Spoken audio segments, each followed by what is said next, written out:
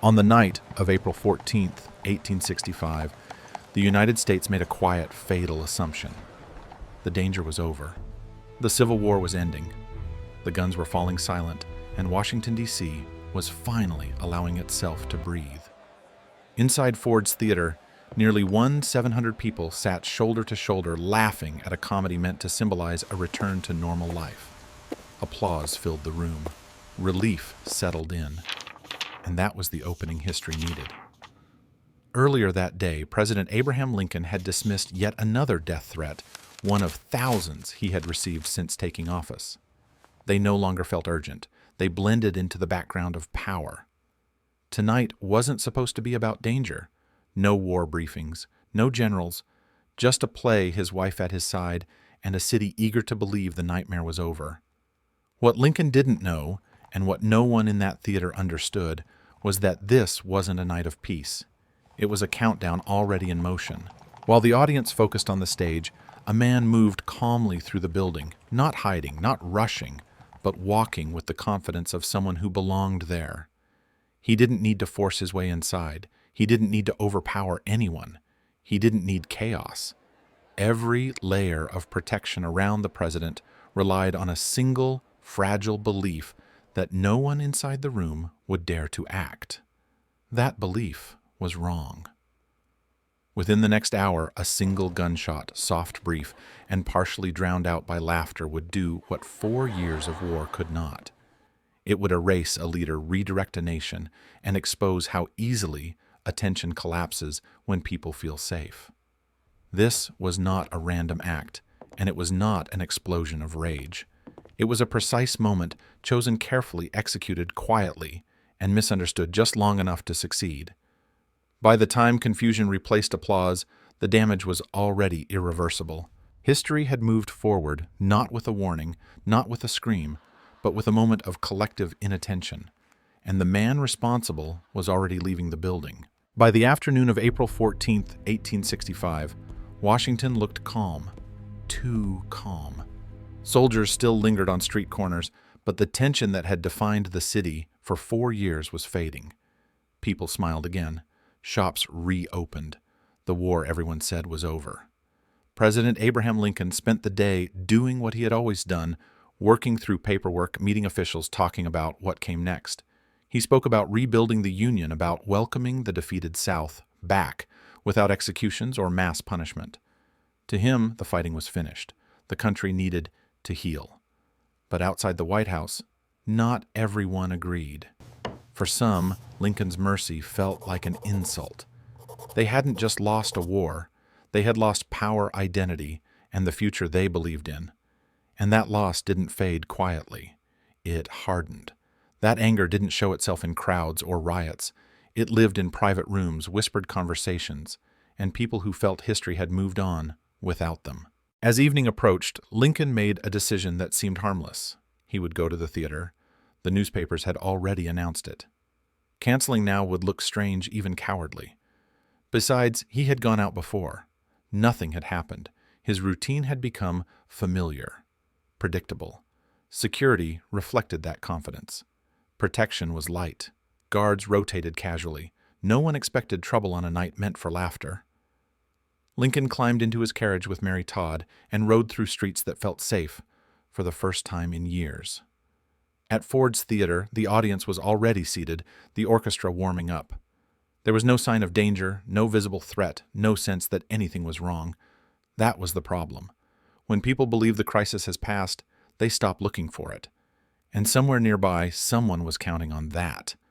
The war might have ended for the country, but for one man, it had reached its most important moment. While Lincoln was being welcomed with applause, the final move of a different battle was already underway. John Wilkes Booth did not arrive at Ford's Theater like an intruder. He walked in like someone returning to work. No hesitation, no disguise, no urgency. He had performed on this stage before, memorized its rhythm, learned its blind spots. He knew which stair creaked under pressure, which hallway stayed dark after sunset, which doors were watched, and which ones were usually ignored. That familiarity was his greatest advantage. Booth wasn't planning a violent outburst. He was executing a routine. To everyone who saw him that night, He looked exactly like what he was known to be, a respected actor, moving confidently through a familiar space. No one stopped him because no one thought to. This wasn't a breach of security. It was the absence of suspicion. Booth had already failed twice before attempting to kidnap the president when the opportunity seemed right. Both attempts collapsed when Lincoln changed his schedule at the last minute. This time, Booth wasn't chasing the president. He was waiting for him. The difference mattered.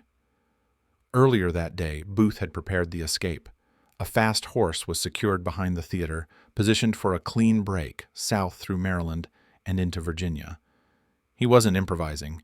Every step had been rehearsed in his mind long before the night began.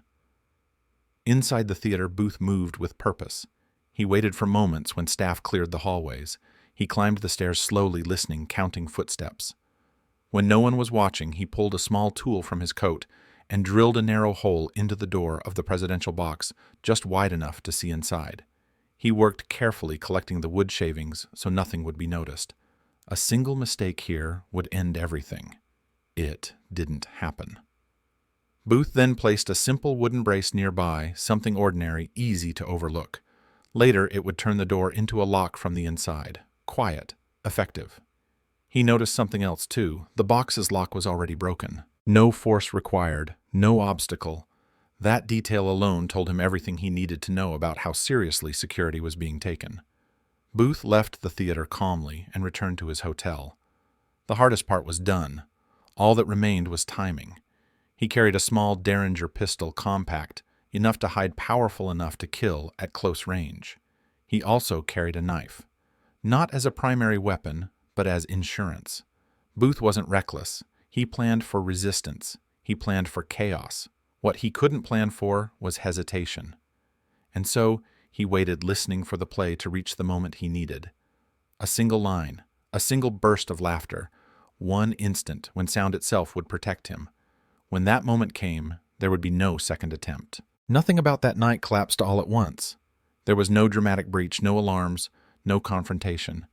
What failed was attention. What failed was routine. And what failed most completely was the assumption that danger announces itself before it arrives.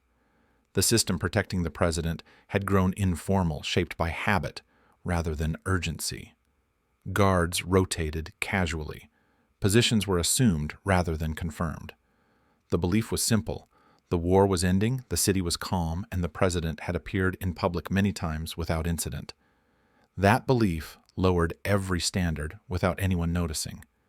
The most experienced officer on Lincoln's detail had just finished a grueling shift and wasn't present that evening. His replacement was not part of the regular rotation.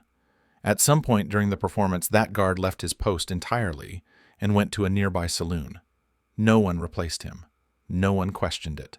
Inside the theater, no systematic checks existed to control who moved where. Staff recognized familiar faces and waved them through. Booth didn't sneak. He didn't lie. He didn't rush. He simply moved as if he belonged, and because he did belong there once, no one challenged him. That is how security fails in real life, not through force, but through familiarity. Warnings had existed. Earlier in the day, concerns were voiced. Suggestions were made to cancel the appearance or increase protection. They were dismissed as unnecessary. Canceling would look fearful. Extra security would send the wrong message. Normalcy had become the priority, even if it came at a cost. By the time the play began, the conditions were set. The president was seated in an elevated box with limited exits. The door behind him could be blocked. The hallway outside was unguarded. Staff attention was focused on the stage, not the audience. Each failure alone seemed insignificant. Together they formed a perfect corridor of opportunity. Booth didn't need to overcome the system. The system stepped aside for him. That is the most uncomfortable truth of the assassination. It wasn't the result of extraordinary genius or overwhelming force. It was the result of ordinary people doing ordinary things at the worst possible moment. When the opportunity finally arrived, it looked invisible. No one inside Ford's theater realized that the danger wasn't approaching. It was already standing behind them, waiting for the noise to rise just high enough to disappear inside it.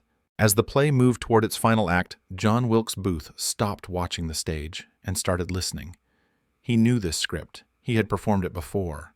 He knew where the laughs landed, where the audience leaned forward, where the noise peaked and swallowed everything else. That timing mattered more than speed. Too early, and he would be heard. Too late, and the moment would be gone forever. Booth waited in the shadows near the stairs, tracking the rhythm of the dialogue like a countdown. Inside the presidential box, Abraham Lincoln sat relaxed, smiling, focused on the performance. Beside him were guests unaware that the space behind them had already been altered. The hallway outside the box was empty. No guard, no interruption. Booth approached the door, calmly handed a calling card to the footman seated nearby, and was waved through without hesitation. There was no confrontation because there was no suspicion. Booth closed the door behind him and jammed the wooden brace into place, sealing the entrance. From that point on, there was only one way out. He leaned toward the small spy hole and confirmed what he already knew. Lincoln was right there, less than 3 feet away. On stage, the actor delivered the setup. Booth's hand tightened around the pistol. His heart raced, not from fear, but from precision. This was the instant he had been waiting for. The punchline landed. The audience erupted in laughter. The sound filled the theater, rolling upward, drowning out everything else. Booth stepped forward, raised the Derringer, and fired once, directly behind Lincoln's left ear. The shot was sharp, but brief, swallowed by applause.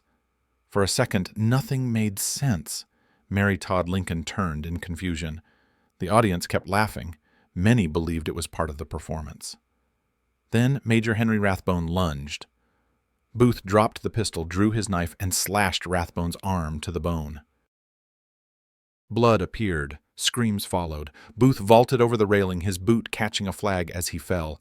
He hit the stage hard, his legs snapping beneath him, but he stood anyway. Pain didn't matter anymore. He shouted a phrase meant for history, then vanished through the wings as chaos exploded behind him. By the time people understood what had happened, Booth was already limping toward the back exit. Outside, the horse waited exactly where it had been left. Booth mounted and disappeared into the night. Inside the theater, the laughter had stopped. In its place was panicked disbelief and the realization that the unthinkable had just happened. The war might have ended, but in that moment, America entered a different kind of darkness. For several seconds after the gunfire, no one understood what had happened. The play had trained the audience to laugh, not to react. Confusion spread slowly like a delayed shockwave. Some people stood, others froze, a few still clapped, unsure whether the violence was part of the performance. Inside the presidential box, blood was now visible. Abraham Lincoln had collapsed forward, unresponsive. His wife screamed for help as those closest realized the truth too late. Soldiers in the audience moved instinctively, but without coordination. There was no command, no plan, only panic. Lincoln was lifted from his seat and carried out of the theater, not to a hospital, but across the street to the nearest boarding house. Doctors were summoned. They examined the wound and quickly understood there was nothing to be done. The bullet had entered the back of the president's head and lodged deep in his brain. He would never wake up. Through the night, Lincoln lay unconscious, breathing shallowly, as guards and officials filled the small room. Outside, word spread through Washington. Crowds gathered. Rumors raced faster than facts. The man assigned to protect the president that night was discovered drinking at a nearby saloon. By the time he returned, the damage was irreversible. Elsewhere in the city, the rest of the conspiracy collapsed. One attacker wounded the Secretary of State but failed to kill him. Another lost his nerve entirely and never acted.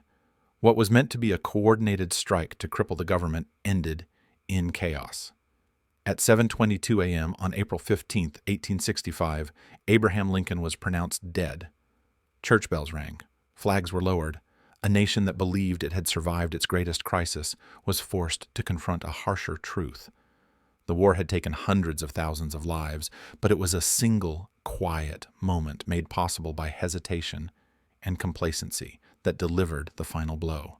The assassination of Abraham Lincoln wasn't just the murder of a man. It was the exposure of a pattern America would see again and again. The most dangerous failures don't begin with hatred alone. They begin when people stop paying attention, when warning signs feel familiar, when safety becomes an assumption instead of a responsibility. Lincoln didn't die because the nation was weak. He died because it believed the crisis had passed, because routine replaced vigilance, because normal life felt more important than asking uncomfortable questions. That lesson goes far beyond history books. Societies don't collapse only through invasion or revolution. They fracture through complacency, ignored risks, and the quiet belief that it can't happen here.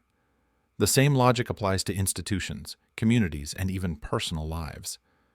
The moment we relax our awareness is often the moment we become most vulnerable. This story still matters because it isn't finished. It repeats itself in different forms, in different eras, wherever power, trust, and assumption intersect. History doesn't always return with armies. Sometimes it returns with a single individual and an opportunity no one bothered to close. If this story made you think unsettled, or changed how you see safety and responsibility, help keep these conversations alive. Like the video, share it with someone who values critical thinking, and subscribe for more deep investigations into the moments that quietly reshape our world. Because understanding the past isn't about fear, it's about staying awake.